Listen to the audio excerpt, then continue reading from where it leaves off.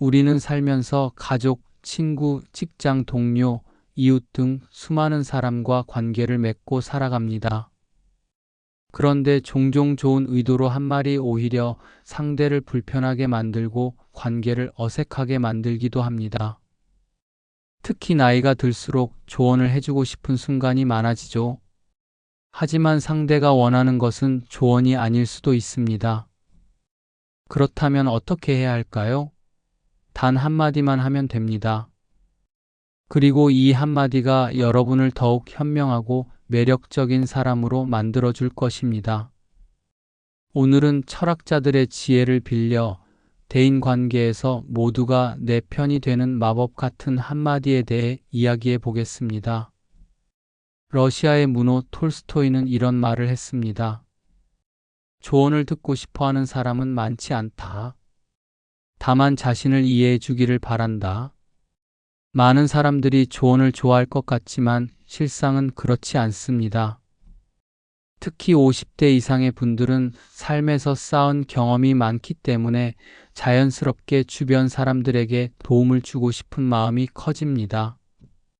하지만 조언이 반드시 상대에게 도움이 되는 것은 아닙니다. 조언은 상대방의 자율성을 침해할 수 있습니다. 상대방이 원하는 것은 해결책이 아니라 공감일 때가 많습니다. 문제 해결을 위한 답을 알고 있다 하더라도 상대방이 스스로 깨닫고 선택하는 것이 더 중요합니다. 조언은 때때로 비판으로 들릴 수 있습니다. 이렇게 하면 좋을 텐데라는 말이 상대방에게는 내가 지금 잘못하고 있어라는 의미로 전달될 수 있습니다. 조언이 관계를 소원하게 만들기도 합니다. 조언을 자주 하면 상대는 부담을 느낄 수 있고 결국 거리를 두게 될 수도 있기 때문입니다. 실제 사례를 들어볼게요. 자녀와의 대화에서 조언이 갈등을 만드는 경우입니다. 김영환 씨는 퇴근 후 거실 소파에 앉아 텔레비전을 보고 있었습니다. 마침 그때 대학을 졸업한 후 취업 준비 중인 아들이 방에서 나왔는데 표정이 어두웠습니다. 아빠, 나 요즘 고민이 많아. 아들의 목소리에는 피로가 묻어 있었습니다. 김영환 씨는 반가운 마음에 리모컨을 내려놓고 아들에게 시선을 돌렸습니다. 오랜만에 아들이 자신의 고민을 털어놓으려 하는 순간이었습니다. 부모로서 뭔가 도움이 되어야 한다는 생각이 들었습니다. 무슨 고민인데? 아들은 잠시 망설이다가 말을 이었습니다. 아빠, 요즘 취업 준비하는데 너무 힘들어. 원하는 회사에 지원해도 번번이 떨어지고 내가 뭘 잘못하고 있는지도 모르겠고 자신감이 점점 없어지는 것 같아. 아들의 말이 끝나자마자 김영환 씨는 본능적으로 대답했습니다. 아빠 때는 말이야, 우리 때는 다들 일단 몸으로 부딪혔어야 했어. 이렇게 고민만 하지 말고 무조건 부딪혀 봐야 해. 그 순간 아들의 표정이 굳어졌습니다. 김영환 씨는 그 변화를 감지하지 못한 채 말을 이어갔습니다. 너무 고민만 하면 오히려 기회를 놓친다니까. 우리 때는 말이야, 스펙 같은 거 신경 안 쓰고 무조건 부딪혔어. 그리고 아들은 고개를 살짝 돌리더니 한숨을 쉬었습니다. 그리고 단답형으로 대답하기 시작했습니다. 응, 그래, 몰라. 김영환 씨는 이상했습니다. 처음에는 아들이 진지하게 이야기를 꺼냈는데 어느 순간부터 마음을 닫아버린 듯한 느낌이 들었습니다. 그리고 대화는 곧 끝이 났습니다. 아들은 방으로 들어가 버렸고 김영환 씨는 멍한 표정으로 남겨졌습니다. 그날 밤 김영환 씨는 곰곰이 생각했습니다. 내가 뭘 잘못 말한 걸까? 아들은 분명 고민이 많아 보였는데 왜 갑자기 말을 안 하게 됐지? 잠이 오지 않았습니다. 그는 조용히 아들의 마음을 헤아려 보려 했습니다. 그리고 깨달았습니다. 아들은 조언을 원한 게 아니었구나. 그냥 힘들다는 걸 들어주길 바랐던 거야. 다음 날 김영환 씨는 아들에게 다가가 조심스럽게 말을 꺼냈습니다. 아들, 어제 많이 힘들었지? 아들은 잠시 아버지를 바라보았습니다. 김영환 씨는 이번에는 조언을 하지 않았습니다. 대신 진심이 담긴 목소리로 덧붙였습니다. 그래서 내가 많이 힘들었겠구나. 그 말이 끝나자 아들의 표정이 달라졌습니다. 굳어있던 얼굴이 서서히 풀리더니 다시 입을 열기 시작했습니다. 응, 아빠 사실은 말이야. 아들은 다시 자신의 고민을 이야기하기 시작했습니다. 어제와는 다르게 더 깊이 있는 이야기들이 흘러나왔습니다. 김영환 씨는 이번에는 말을 아끼고 고개를 끄덕이며 아들의 말을 끝까지 들어주었습니다. 그날 김영환 씨는 한 가지 중요한 걸 깨달았습니다. 때때로 자녀는 해결책이 아니라 그저 마음을 공감받고 싶어 한다는 것을, 그리고 그 공감이 부모와 자녀 사이의 진정한 대화를 시작하게 만든다는 것을. 다음은 배우자와의 갈등을 해결한 사례입니다. 퇴근 후 저녁 식사를 마친 박철영 씨는 소파에 앉아 신문을 넘기고 있었습니다. 조용한 저녁, 아내가 다가와 무거운 한숨을 내쉬었습니다. 여보, 나 오늘 회사에서 정말 너무 힘들었어. 박철영 씨는 신문을 내려놓고 아내를 바라보았습니다. 평소 밝던 아내의 표정이 어두웠습니다. 무슨 일이야? 아내는 깊은 한숨을 내쉰 뒤 이야기를 시작했습니다. 오늘 회의에서 내가 제안한 의견이 있었는데 팀장님이 갑자기 반박하는 거야. 근데 단순히 의견을 반대하는 게 아니라 마치 내가 일을 못하는 사람처럼 몰아붙이더라고. 너무 당황스러웠어. 박철영 씨는 순간적으로 해결책이 떠올랐습니다. 아내가 상처받지 않도록 도와야겠다는 생각이 먼저 들었습니다. 그래서 아내의 말을 다 듣기도 전에 조언을 건넸습니다. 그러니까 다음엔 그렇게 하지 말고 조금 더 조심스럽게 접근해봐. 예를 들면 팀장님 의견을 먼저 물어본 다음에 내 의견을 내는 거지. 그러면 반대할 확률이 줄어들 거야. 그 순간 아내의 얼굴이 굳어졌습니다. 뭐? 내가 뭘 잘못했다고 그래? 박철영 씨는 당황했습니다. 자신은 아내를 도와주고 싶어서 한 말이었는데 아내는 오히려 더 불편해 보였습니다. 아니, 그게 아니라 그냥 다음엔 이렇게 하면 더 좋지 않을까 해서 말한 거야. 하지만 아내는 한숨을 내쉬며 고개를 돌렸습니다. 난 해결책이 필요한 게 아니라 그냥 내 마음을 알아주길 바랐어. 그 말을 듣고 박철영 씨는 순간 멈칫했습니다. 그는 아내가 고민을 이야기하면 해결해 주는 것이 당연하다고 생각했습니다.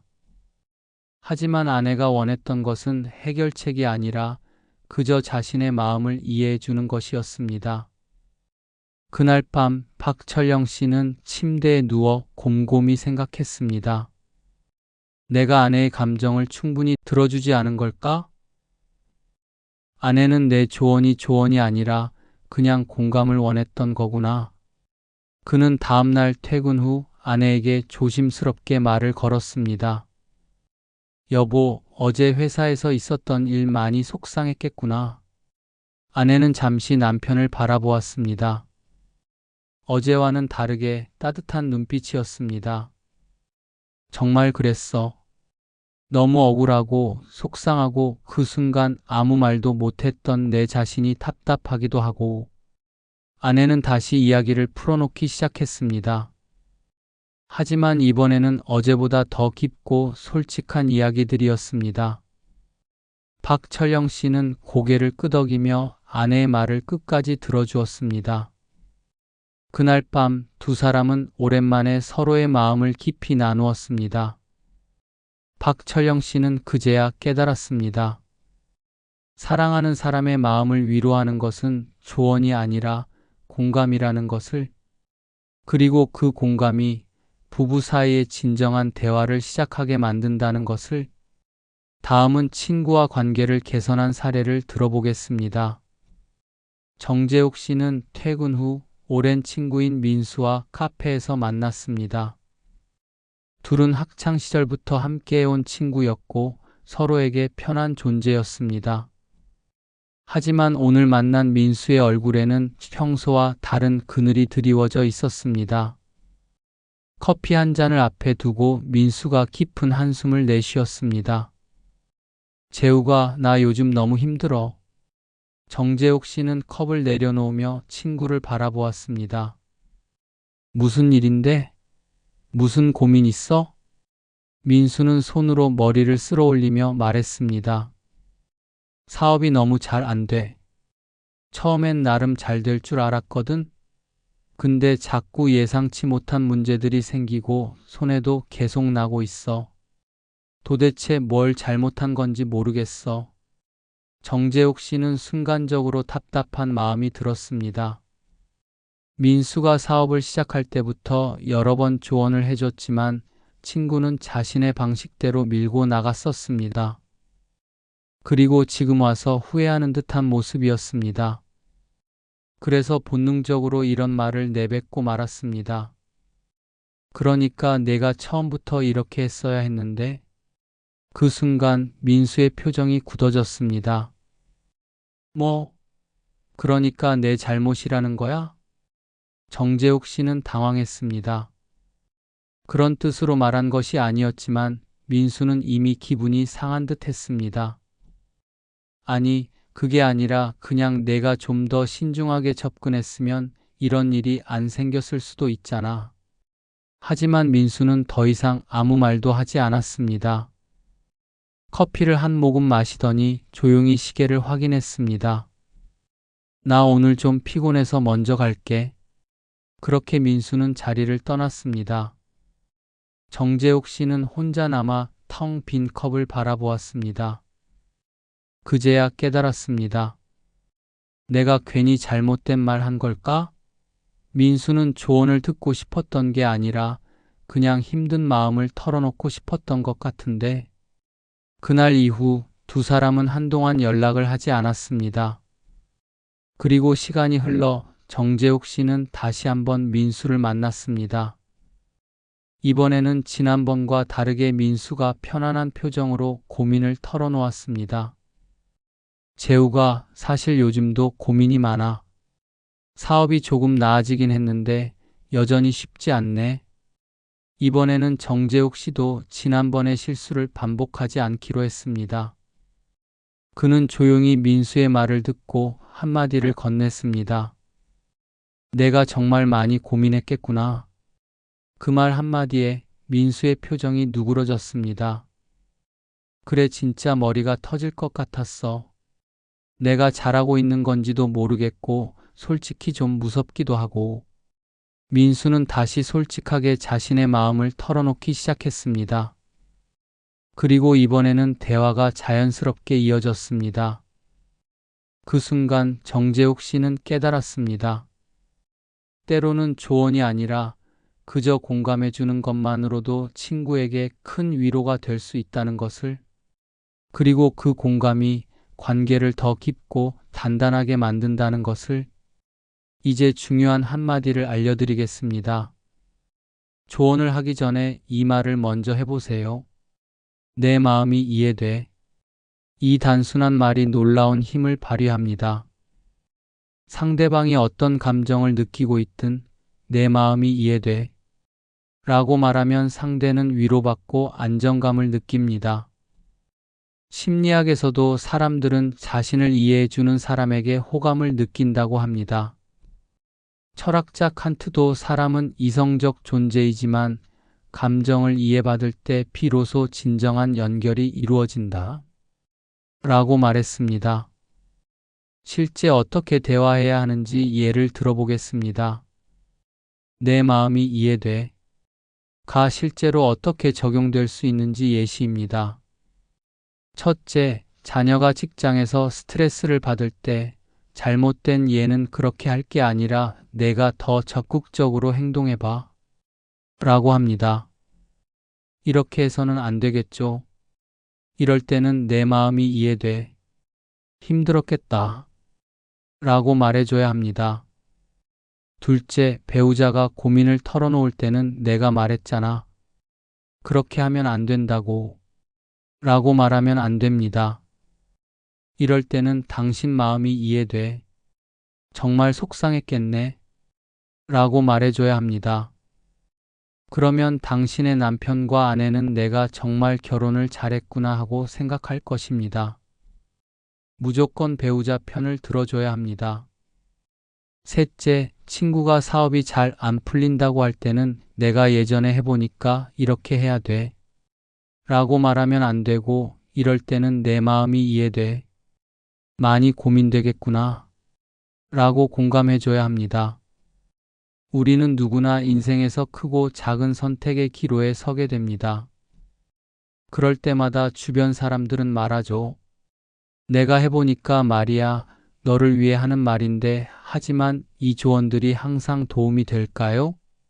아니면 때로는 우리를 더 혼란스럽게 만들까요? 우리는 종종 선의로 조언을 합니다. 사랑하는 사람을 위해 실수를 반복하지 않도록 하지만 니체는 말했습니다. 선의의 간섭은 가장 교묘한 폭력이다. 누군가의 인생을 대신 살아줄 수 없듯이 우리의 조언도 절대적인 정답이 될 수 없습니다. 조언은 길을 제시할 수는 있지만 결국 걷는 것은 본인의 몫이니까요. 한번 생각해 봅시다. 내가 누군가에게 했던 조언이 정말 도움이 되었을까요? 혹시 나의 가치관을 강요한 건 아닐까요? 소크라테스는 자신을 알라라는 말을 남겼습니다. 그는 조언을 주기보다는 질문을 던졌습니다. 그가 젊은이들에게 했던 방식은 이랬죠. 정말 내가 원하는 것이 맞느냐? 왜 그렇게 생각하느냐? 이렇게 질문을 통해 스스로 답을 찾게 했습니다.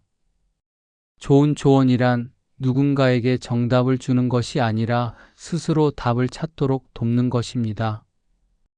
사람들은 종종 조언을 해달라고 하지만 사실 원하는 것은 조언이 아닐 때가 많습니다. 프랑스 철학자 볼테르는 말했습니다. 우리는 듣기를 원하지 충고받기를 원하지 않는다. 때로는 말보다 침묵이 더 큰 위로가 될 때가 있습니다. 상대방이 스스로 정리할 시간을 주고 그저 옆에서 들어주는 것, 그것이 가장 깊은 조언일 수도 있습니다. 그렇다면 우리는 어떤 조언을 받아들여야 할까요? 스토아 철학자 에픽테토스는 이렇게 말했습니다. 통제할 수 없는 것에 휘둘리지 말고 내면의 목소리를 따르라. 조언이란 결국 선택의 문제입니다. 어떤 조언은 받아들이고 어떤 조언은 흘려보낼 줄 알아야 합니다. 내가 정말 원하는 것이 무엇인지, 조언이 내 삶과 맞는지 깊이 생각해 보세요. 모든 조언이 옳은 것은 아닙니다. 조언은 등불과 같습니다. 길을 비출 수는 있지만 대신 걸어줄 수는 없죠. 우리가 할 수 있는 것은 좋은 질문을 던지고 스스로 답을 찾을 수 있도록 돕는 것입니다. 그리고 무엇보다도 남의 조언보다 내 마음의 소리에 더 귀 기울여야 합니다. 조언을 주기 전에 먼저 들어주고, 조언을 받기 전에 먼저 생각해 봅시다. 정답은 언제나 당신 안에 있으니까요. 철학자 소크라테스는 사람은 자신이 중요하게 여기는 것에 귀 기울이는 사람을 좋아한다. 라고 말했습니다. 이 말은 우리가 인간관계를 맺고 유지하는 데 있어 가장 중요한 원칙 중 하나를 담고 있습니다. 우리는 때때로 가족, 친구, 동료가 고민을 이야기할 때 본능적으로 해결책을 제시하려고 합니다. 하지만 상대방이 진정으로 원하는 것은 조언이 아니라 자신의 마음을 이해해 주는 것일 때가 많습니다. 어느 날 한 친구가 고민을 털어놓는다고 상상해 보십시오. 나 요즘 너무 힘들어. 라고 말했을 때 우리는 흔히 어떻게 하면 해결할 수 있을까? 라고 생각하며 조언을 건넵니다. 그러나 그 순간 친구는 오히려 벽을 치고 더 이상 말을 하지 않을 수도 있습니다. 하지만 이때 조용히 상대방의 눈을 바라보며 따뜻하게 내 마음이 이해돼 라고 말해준다면 어떨까요? 그 한마디가 상대방에게는 깊은 위로가 될 수 있습니다. 우리는 종종 자신의 감정을 알아주는 사람에게 더 가까이 다가가고 싶어 합니다. 말 한마디로 상대방의 마음을 따뜻하게 감싸줄 수 있다면 그것이야말로 인간관계를 더욱 돈독하게 만드는 힘이 됩니다. 가족과 대화할 때도 마찬가지입니다. 어느 날 한 아버지가 퇴근 후 거실에서 쉬고 있을 때 고등학생 딸이 다가와 말했습니다. 아빠, 나 요즘 너무 스트레스 받아. 시험 공부하는데 너무 어려워. 아버지는 순간적으로 해결책을 말해주고 싶은 마음이 들었습니다. 공부는 원래 어려운 거야. 그러니까 더 열심히 하면 되지. 하지만 딸의 표정을 보면 이미 지쳐 있는 게 분명했습니다. 이때 아버지가 조용히 딸의 손을 잡고 내 마음이 이해돼. 정말 힘들겠구나. 라고 말한다면 딸은 더 편안한 마음으로 자신의 이야기를 이어가게 될 것입니다. 맞아, 진짜 힘들어. 나 사실 요즘 너무 걱정돼서 잠도 잘 못 자고 있어. 그제야 아버지는 딸이 원하는 것이 단순한 해결책이 아니라 자신의 감정을 이해받고 싶었던 것임을 깨닫게 됩니다. 직장에서도 마찬가지입니다. 한 동료가 상사에게 크게 혼이 나고 낙심한 표정으로 말합니다. 나 오늘 너무 속상했어. 최선을 다했는데 왜 이렇게 야단을 맞아야 하는지 모르겠어. 이때 그러니까 내가 그렇게 하지 말았어야지. 라고 말하면 상대방은 더 위축될 것입니다. 하지만 조용히 고개를 끄덕이며 내 마음이 이해돼. 정말 속상했겠다. 라고 말한다면 상대방은 당신에게 더 깊이 마음을 열고 신뢰감을 느끼게 될 것입니다. 우리는 때때로 위로를 하는 것이 어렵다고 생각합니다. 하지만 사실 위로는 거창한 것이 아닙니다. 상대방의 말을 진심으로 들어주고 내 마음이 이해돼 라고 한마디 건네는 것만으로도 충분합니다. 한번 해보십시오. 가족에게, 친구에게, 동료에게 조언을 하기 전에 먼저 그들의 감정을 있는 그대로 받아들여 주세요. 그러면 어느새 주변 사람들이 여러분을 더 좋아하고 더 편하게 생각하는 순간을 경험하게 될 것입니다. 그리고 그 작은 공감이 세상을 조금 더 따뜻한 곳으로 만들어 줄 것입니다. 조언하지 말고 먼저 공감하세요.